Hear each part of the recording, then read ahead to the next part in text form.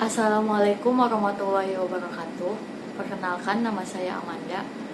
Saya di sini akan menjelaskan tentang pemberdayaan dari tugas komunikasi cyber.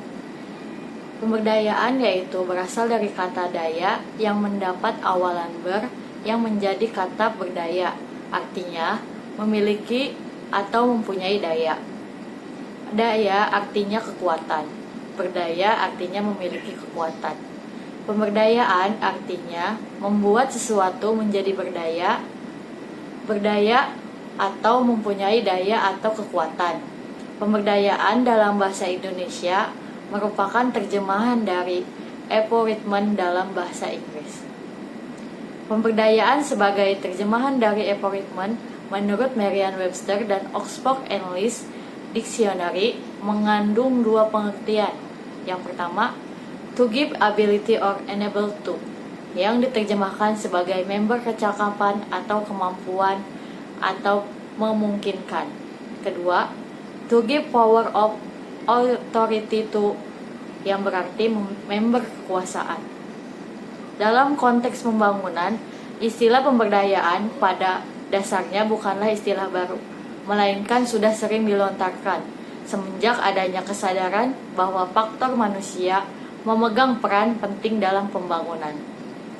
Carlos dan Macaulay, sebagaimana dikutip oleh Wasistiono, mengemukakan bahwa yang dimaksud dengan pemberdayaan adalah sebagai berikut: membebaskan seseorang dari kendali yang kaku dan kebebasan untuk bertanggung jawab terhadap idenya, keputusannya, dan tindakan-tindakannya. Selanjutnya,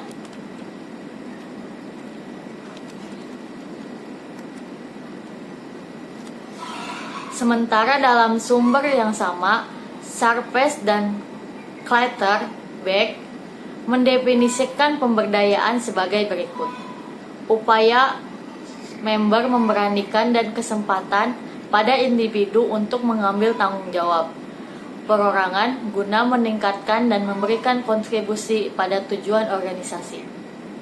Pemberdayaan sebagai terjemahan dari aforismen menurut sarjana lain pada intinya diartikan sebagai berikut: membentuk klien memperoleh daya untuk mengambil keputusan dan menentukan tindakan yang akan ia lakukan yang terkait dengan diri mereka, termasuk mengurangi efek hambatan pribadi dan sosial dalam melakukan tindakan. Hal ini dilakukan melalui peningkatan kemampuan dan rasa percaya diri untuk menggunakan daya yang ia miliki, antara lain transfer daya dari lingkungan. Selanjutnya, sementara Shadow mengatakan pada intinya, pemberdayaan membahas bagaimana individu, kelompok, atau komunitas berusaha mengontrol kehidupan mereka sendiri dan mengusahakan untuk membentuk masa depan sesuai dengan keinginan mereka. Selanjutnya ada pengertian pemberdayaan masyarakat. Pemberdayaan masyarakat adalah upaya untuk membangun masyarakat agar mereka memiliki inisiatif melakukan aktivitas sosial, agar mereka bisa membenahi situasi dan kondisi mereka sendiri. Menurut Fahrudin, pemberdayaan masyarakat adalah upaya untuk memampukan dan memandirikan masyarakat melalui cara diantaranya.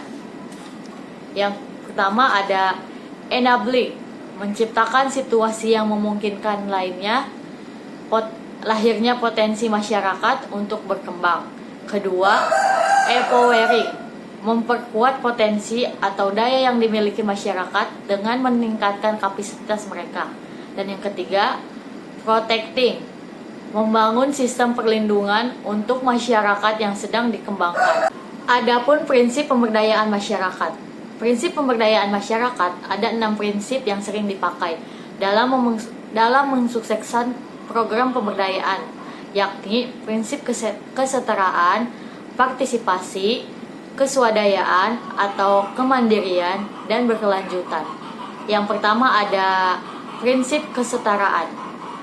Prinsip yang paling utama wajib dipegang dalam proses pemberdayaan masyarakat adalah terdapatnya kesetaraan atau kesejajaran kedudukan antara masyarakat dengan lembaga yang melaksanakan program-program pemberdayaan masyarakat, baik pada laki-laki ataupun perempuan. Selanjutnya ada prinsip partisipasi. Program pemberdayaan yang bisa menstimulasi kemandirian masyarakat adalah program yang bersifat partisipasif, terencana, dilakukan, diawasi, dan dievaluasi oleh masyarakat. Selanjutnya ada prinsip keswadayaan atau kemandirian. Prinsip keswadayaan adalah menghargai dan mengutamakan kemampuan masyarakat dibandingkan bantuan pihak lain. Konsep ini tidak memandang orang miskin sebagai objek yang tidak berkemampuan, melainkan sebagai objek yang mempunyai kemampuan sedikit. Selanjutnya, prinsip berkelanjutan. Program pemberdayaan harus dirancang agar berkelanjutan, meskipun di awalnya peran pendamping lebih dominan daripada masyarakat sendiri. Tetapi secara perlahan dan pasti, peran pendamping akan semakin berkurang. Bahkan pada akhirnya dihapus karena masyarakat telah mampu mengolah aktivitasnya sendiri. Baik, selanjutnya ada tujuan pemberdayaan masyarakat. Yang pertama ada perbaikan kelembagaan. Kegiatan atau tindakan yang dilakukan dalam pemberdayaan masyarakat diharapkan bisa memperbaiki kelembagaan di wilayah pemberdayaan. Yang kedua, perbaikan usaha. Dengan adanya perbaikan pendidikan atau semangat untuk belajar, perbaikan aksesibilitas atau keterjangkauan, serta perbaikan kelembagaan diharapkan dapat memperbaiki usaha yang dijalankan. Yang ketiga, ada perbaikan pendapatan. Adanya aktivitas dalam rangka pembuatan bisnis atau usaha di area binaan, maka diharapkan dapat juga meningkatkan pendapatan masyarakat binaan. Yang keempat, perbaikan lingkungan. Adanya usaha untuk memperbaiki pendapatan, maka diharapkan masyarakat juga bisa memperbaiki lingkungan, karena kerusakan lingkungan seringkali disebabkan oleh kemiskinan. Yang kelima, ada perbaikan kehidupan. Tingkat pendapatan dan keadaan lingkungan yang membaik diinginkan bisa memperbaiki kondisi kehidupan masing-masing keluarga masyarakat. Dan yang keenam, ada perbaikan masyarakat. Kehidupan yang lebih baik sangat mendukung jika lingkungan fisik dan sosial yang ada juga lebih baik. Hal ini diharapkan bisa terwujudnya kehidupan masyarakat yang lebih baik juga.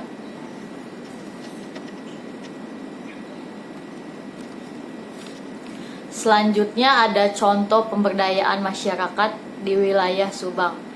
Pemberdayaan masyarakat di Subang yaitu nelayan di pesisir pantai. Masyarakat nelayan sebagai masyarakat yang memanfaatkan potensi laut dan pesisir laut sebagai pendapatan perekonomian tidak dapat disandingkan dengan masyarakat ekonomi di sektor lain, seperti sektor pertanian, sektor perindustrian, dan lain-lain. Upaya pemberdayaan sangat diperlukan di dalam mendongkrak persoalan-persoalan yang ada di masyarakat pesisir, sebagai upaya meningkatkan kehidupan mereka dan dapat disandingkan dengan sektor perekonomian lainnya.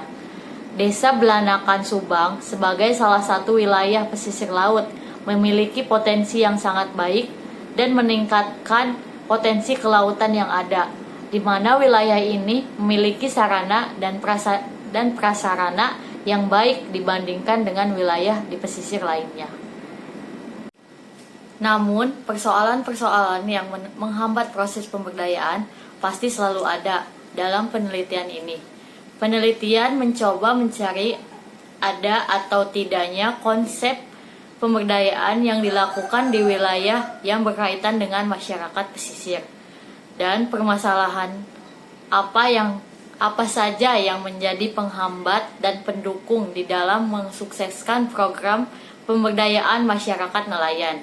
Proses pemberdayaan masyarakat nelayan di Desa Belanakan Kabupaten Subang belum berjalan dengan baik. Proses pemberdayaan yang dilakukan di desa ini banyak dilakukan oleh koperasi. Permasalahannya yang timbul adalah ketika koperasi melakukan pemberdayaan masyarakat nelayan hanya bisa dilakukan kepada mereka yang memiliki perahu dan tidak sampai kepada masyarakat nelayan buruh.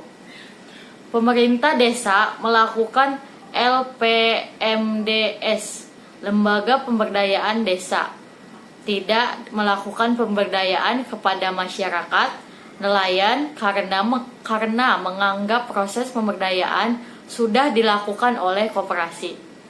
Permasalahan yang ada di dalam proses pemberdayaan di Desa Belanakan Subang ini hanya kurangnya koordinasi yang dilakukan antara pemerintah desa melalui LPMD dengan pihak koperasi.